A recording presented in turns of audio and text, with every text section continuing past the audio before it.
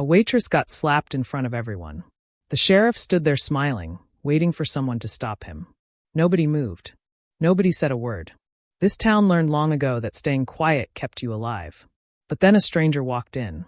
He looked like he had nothing to lose. What he did next would shake this whole town and prove that sometimes the bravest thing you can do is refuse to look away.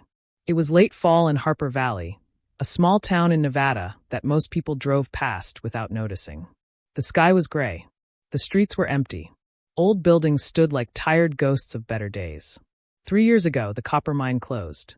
It was the only place where people worked. When it shut down, everything fell apart. Jobs disappeared. Money dried up. Families struggled to survive. The town split into two groups. On one side were the people who still had power, landowners, government workers, people who made money even when everyone else was broke. On the other side were the miners who lost everything. At the edge of town stood a small diner. The neon sign outside flickered like it might die any second.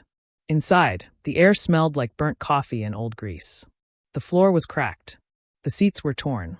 But it was the only place in town where people could still afford to eat. The diner belonged to Earl, a 64-year-old former miner. He opened it after the mine closed because he needed something that wouldn't abandon him. That evening, a woman named Sarah worked behind the counter. She was 36, with red hair tied up in a messy bun. Her green eyes looked tired but kind. She was a single mother raising her 10-year-old daughter alone. 2 years ago, Sarah's husband left without saying goodbye. He disappeared and left her with an $8,000 debt. The worst part, she owed that money to the last person she would ever want to owe anything to, Sheriff Wade Thornton. Sarah worked every shift she could. She smiled at customers even when she wanted to cry. She handed over part of her paycheck every week to a man who treated her like dirt. That night, the diner was quiet. A few former miners sat by the window, talking in low voices. They lived in public housing, always one wrong move away from being thrown out on the street. Then the door opened. A man walked in slowly. He wore a faded gray hoodie with worn-out cuffs. His jeans were old and pale from too many washes. His sneakers had holes in them. Dark hair fell past his ears. Stubble covered his face. He looked like a drifter. Just another broke guy passing through town. But this was no ordinary drifter. This was Keanu Reeves. His car had broken down 3 miles outside town. A tow truck brought it to the local garage. The mechanic said it would take 2 days to get the parts needed to fix it. So Keanu was stuck. He needed food and a place to sleep. He chose the corner booth. The seat where he could see the whole room, but stay out of everyone's way. An old habit. Sarah came over with a menu. She gave him the same polite smile she gave everyone. Keanu thanked her in a quiet voice and said he would take whatever was cheapest. She brought him eggs, bacon, toast, and coffee that had been sitting too long on the burner. He ate slowly, in no hurry to be anywhere. Then everything changed. The door banged open and Sheriff Wade Thornton walked in. Thornton was 54, tall and heavy. His face was red and angry-looking.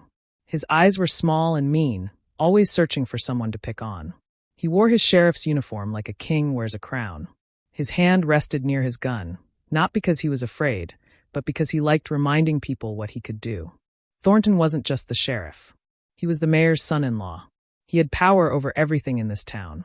When people lost their homes and properties were sold for cheap, Thornton was there buying them. When someone needed to decide who stayed in public housing and who got kicked out, Thornton made the choice. When business owners couldn't pay their taxes, Thornton showed up to explain what would happen if they didn't make things right. He sat at the counter without greeting anyone. He barked his order without saying please. The miners went silent. Earl disappeared into the kitchen. Sarah's hands shook as she poured his coffee. For a few minutes, the diner held its breath. Everyone hoped Thornton would just eat and leave. Then he pushed his plate away and turned to Sarah. He asked about the money, the weekly payment, the debt her husband left behind. Sarah stood very still. She explained she didn't have the full amount this week. Her daughter had been sick. There was medicine to buy. A doctor visit she couldn't afford but couldn't skip. She promised she would have the rest next week. Thornton's face went dark. He said he didn't care about her daughter. He used words that made Sarah flinch.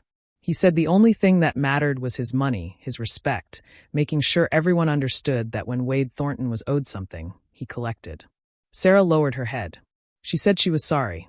She said she would find a way. It wasn't enough. Thornton stood up fast. Sarah stepped back without meaning to. He crossed the distance in 2 big steps. Then he raised his hand and slapped her hard across the face. The sound echoed through the diner. Sarah's head snapped to the side. She stumbled, catching herself on the counter. A piece of hair fell across her face. Her hand lifted halfway to her cheek, then stopped. A red mark bloomed on her skin. She didn't cry. She just stood there shaking, eyes wet but refusing to let the tears fall. She had learned that crying only made men like Thornton feel more powerful. Thornton looked around the room. His chest puffed out, his chin raised high. He wanted everyone to see the fear. He announced loudly that this was a lesson for anyone who thought they could avoid paying what they owed. Nobody spoke. The miners kept their heads down. Earl gripped a towel until his hands turned white. In the corner booth, Keanu watched everything. His face showed nothing. No anger. No fear. Just calm attention. But under the table, his hands had turned into fists. Thornton's eyes swept the room and landed on Keanu. He saw worn clothes. Messy hair. Stubble. He saw someone who looked poor and powerless. He saw stillness and thought it meant fear. His lips curled into a mean smile. He had no idea who he was looking at. He had no idea what this quiet man had seen or survived. He had no idea that the stillness wasn't fear. It was patience. Keanu stood up from his booth. The movement was slow and calm. The kind of motion that makes people pay attention not because it's fast, but because it's certain. He walked toward Sarah. His footsteps were soft on the floor. Sarah stood frozen, one hand near her burning cheek, breathing fast and shallow. She had stopped expecting help from anyone years ago. Keanu reached the counter. He pulled a napkin from the metal holder and held it out to her. He didn't speak. He didn't try to comfort her with empty words. He just held out his hand and waited. Sarah looked at him. Something changed in her eyes.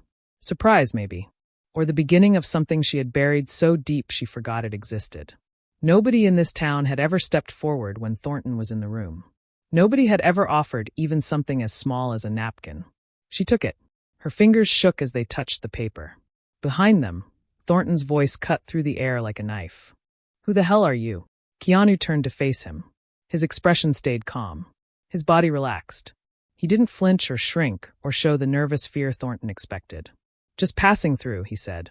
"My car broke down." Thornton stepped closer. He looked Keanu up and down, taking in the old hoodie, the faded jeans, the worn sneakers. A nasty smile twisted across his face. "You look like a bum," he said. "You even got money to pay for your food?" Keanu pulled out a thin wallet. He took out a few bills and placed them on the counter. Enough for the meal, plus a small tip. Thornton snatched the wallet before Keanu could put it away. He went through it with the confidence of someone who believed he could do anything he wanted. Inside were $47, a driver's license from out of state, and a folded receipt from the tow company. Nothing else. Thornton snorted and tossed the wallet on the floor. "Just what I thought," he said loudly so everyone could hear. "A nobody. A drifter with nothing to his name." He raised his voice even more.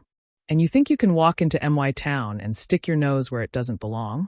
Keanu bent down slowly. He picked up his wallet and put it back in his pocket. He met Thornton's eyes without anger or submission. "I wasn't sticking my nose anywhere," he said. "I just handed her a napkin." "You think that makes you some kind of hero?" Thornton stepped so close that Keanu could smell alcohol on his breath. "You think you're better than everyone else here?" "I'm not trying to be anything," Keanu said. "I'm just paying for my meal and leaving." Something changed in Thornton's face. The smile faded. A harder edge appeared. He didn't like people who refused to be afraid. He didn't like the way this stranger looked at him like Thornton wasn't the most powerful man in the room. "I don't like strangers who come into my town and act like they know something," Thornton said, his voice dropping low.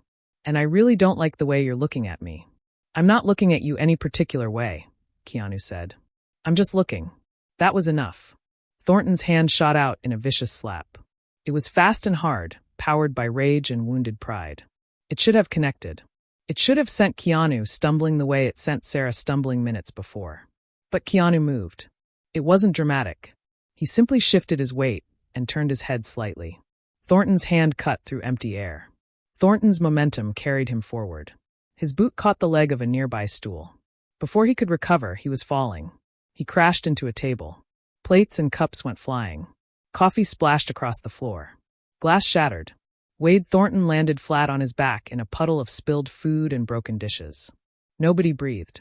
The miner sat frozen. Earl stood paralyzed behind the counter. Sarah pressed herself against the wall, eyes wide. Keanu hadn't thrown a punch. He hadn't raised a hand. He had simply stepped aside and let gravity do the rest. Thornton lay on the floor, staring at the ceiling. Shame burned in his eyes. He had been made to look like a fool in his own town, in front of people who were supposed to fear him. He scrambled to his feet. His uniform was covered in coffee and grease. He drew his gun and pointed it at Keanu's chest. "On the ground," he shouted. "Now! You're resisting arrest." Keanu didn't argue. He understood that logic had no place here. Slowly, carefully, he lowered himself to the floor. He lay flat on his stomach and put his hands behind his back. From a booth near the door, a young man in a deputy's uniform stood up. His name was Marcus. He was 25 years old with a clean face and eyes that still believed in doing what was right. He had become a deputy because he wanted to protect people. But watching Thornton over the past year had slowly killed that belief. Still, he had stayed quiet. He kept his head down. He told himself that change would come eventually. Now he watched a man who did nothing wrong lying face down while his boss pointed a gun at him. "Marcus!" Thornton barked. "Cuff him." Marcus didn't move. "Marcus, I said cuff him." "What's the charge?" Marcus asked quietly. Thornton's head snapped toward him. "What did you say?" "The charge. What am I arresting him for?" The air in the diner seemed to freeze. Thornton stared at Marcus with a look that promised punishment. Resisting arrest. Assaulting an officer. Disorderly conduct. Take your pick. His voice dropped to a growl. "Now do your job, or I'll find someone who will." Marcus hesitated. He thought about his mother. About how easily Thornton could make their lives difficult. But he also thought about his father, who taught him that a man's worth is measured by what he does when it's hard. He stepped forward. He pulled out his handcuffs and knelt beside Keanu. "I'm sorry," he whispered. Keanu turned his head slightly. "Don't be. Just remember this moment." The cuffs clicked shut. Thornton grabbed Keanu by the arm and hauled him roughly to his feet. Marcus took the other arm more gently. As they passed Sarah, Keanu slowed for just a moment. He didn't stop walking. That would give Thornton an excuse to hurt him more. But he turned his head toward her. "You did nothing wrong," he said. "Remember that." Then he was through the door and out into the cold night. Marcus led him to the patrol car and helped him into the back seat with care that felt almost like an apology. Thornton followed, still trying to look powerful. He slammed the door and turned to look at the faces watching through the windows. "Anyone else got something to say?" he called out. "Anyone else want to play hero?" Nobody answered. The patrol car pulled away. Its headlights cut through the darkness as it headed toward the station. Inside the diner, the silence was heavier than before. Earl slowly picked up broken plates. The miners stared at their cold coffee. Sarah sank onto a stool. Her legs wouldn't hold her anymore. She looked at the napkins still in her hand. A stranger had done a small kindness and been taken away for it. She didn't know his name, but she knew she would never forget what he said. "You did nothing wrong." In a town where she had been told the opposite for years, those words felt like the first crack in a wall she thought would never break. The jail cell had no window, just a strip of light that buzzed overhead. The walls were concrete, painted a dull gray. The bench was narrow and bolted to the floor. The air smelled like chemicals and old sweat. Keanu sat with his back straight, hands resting on his legs. He didn't pace. He didn't call for a lawyer. He didn't bang on the bars. He just sat, breathing slowly, watching the shadows. 72 hours. That's how long Thornton planned to keep him. Long enough to send a message. Long enough to remind him who had power in this town. Keanu understood. He had seen this before. Men like Thornton believed that time and isolation would break a person down, would make them desperate, would make them agree to anything just to get out. But time only worked against people who feared it. And Keanu had learned long ago that patience was a weapon most people didn't know how to use. On the second night, footsteps echoed down the hall. A door opened. Voices whispered. Then someone was pushed into the cell next to his. Keanu listened without moving. He heard feet shuffle, a bench creak, then a long, slow breath that carried years of tiredness. After a while, a voice drifted through the bars. "What are you in for?" Keanu turned his head. Through the narrow gap, he could see an old man sitting on the opposite bench. He was maybe 68, with thin white hair and a face that had once been strong but was now worn down. His clothes were wrinkled. His shoulders drooped. But his eyes were sharp. I handed a woman a napkin, Keanu said. The old man let out a short, dry laugh. That's a new one. Most people in here, Thornton puts them away for looking at him wrong or asking too many questions. He paused. I'm William. William Crane. What about you? What about you? Keanu asked. William leaned back against the wall. I used to be a lawyer. 40 years in this state. I retired here because I thought a small town would be peaceful. He smiled bitterly. 6 months ago, I filed a lawsuit against the mayor. Land deals that didn't add up.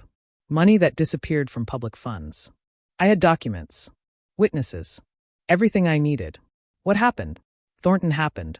William's voice got hard. He's the mayor's son-in-law. 2 weeks after I filed, I got arrested. They said I was harassing a witness.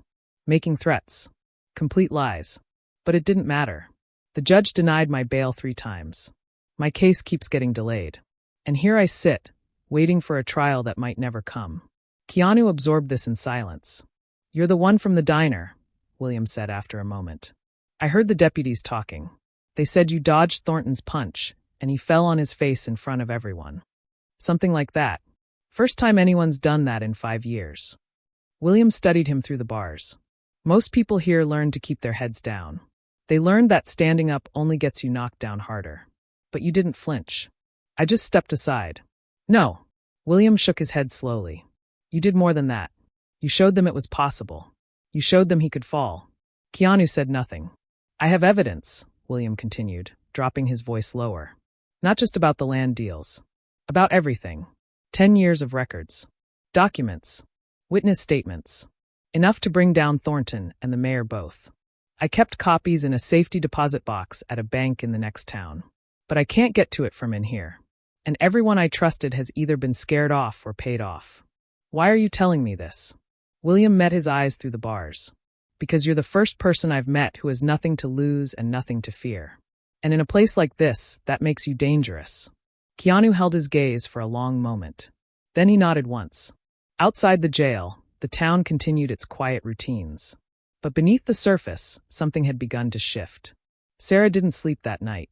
She lay in bed staring at the ceiling, listening to her daughter breathe in the next room. Every time she closed her eyes, she saw Keanu's face as he was led away. She heard his voice. You did nothing wrong. For simple words.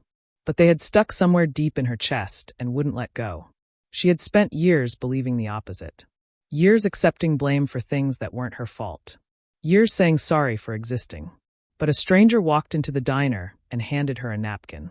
A stranger looked Thornton in the eye and refused to be afraid. A stranger got dragged away for treating her like a human being. And something inside Sarah cracked. She rose before dawn and walked to the diner. Earl was already there unlocking the door. I need to see the storage room, Sarah said. Earl looked at her. Why? I need to know what's in there. For a moment he didn't move. Then he sighed and handed her a key. The storage room was small and crowded with boxes. Sarah moved through it carefully, pulling things aside, checking shelves. In the back corner, hidden behind old menus, was a metal box. Inside were notebooks. Dozens of them. Dating back 10 years. Filled with Earl's careful handwriting. Dates. Amounts. Descriptions. Every payment Thornton had taken. Every threat. Every time camera footage disappeared. Sarah carried the box to the front. Earl stood with his back to her. You knew, she said. All this time you knew everything and you wrote it down. Earl didn't turn around. I was scared. I have a daughter. Grandchildren.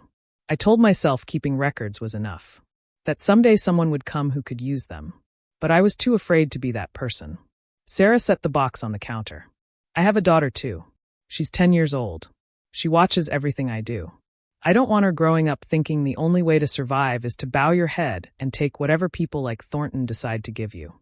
Earl finally turned to face her. His eyes were red. His face heavy with guilt. What do you want to do? He asked. I don't know yet, Sarah admitted. But I know I can't keep pretending this is normal. Over the next days, pieces came together. Sarah got the evidence from the bank. Combined with Earl's notebooks and other witness accounts, it formed a picture so clear that even the most stubborn investigator would have to pay attention. Keanu made calls from jail. He contacted lawyers, state officials, people who could help. Word spread through town. Not loudly, but like a whisper growing stronger.